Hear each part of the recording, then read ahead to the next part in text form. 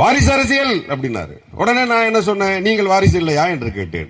உங்களுடைய தாத்தால ஆரம்பிச்சு உங்களுடைய மகன் வரையில் அவர் இயக்குநராக வந்திருக்கிறார், அப்ப அது வாரிசு இல்லையா என்று கேட்டேன். நான் இன்னொரு விளக்கம் கூட கொடுக்கிறேன் உங்களுக்கு. டாக்டர் கலைஞர் அவர்கள் எழுதாத வசனங்களா? சினிமாவை புரட்டி போட்ட வசனங்களை எழுதியவர் டாக்டர் கலைஞர் அவர்கள்.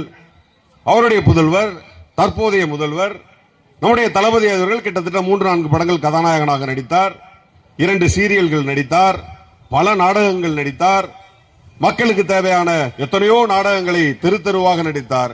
வாரிசாகத்தான் செய்தார். அதற்கு பிறகு நம்முடைய சின்னவர் அவர்கள் வந்தார்கள், ரெட் ஜெயண்ட் என்ற நிறுவனத்தை துவங்கினார்கள், அதன் மூலமாக படங்களை எடுத்தார்கள். முதல் படமாக நீங்கள் யாரை வாரிசு என்று சொன்னீர்களோ அதை விஜய் அவர்களே கதாநாயகனாக நடித்தார்கள்.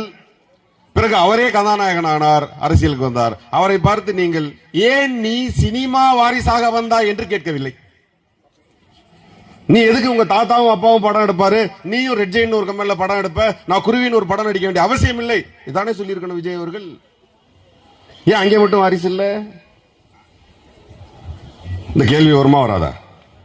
அங்கே கேட்கப்படாத வாரிசு என்ற கேள்வி அரசியல் மட்டும் நீ எப்படி கேட்ப?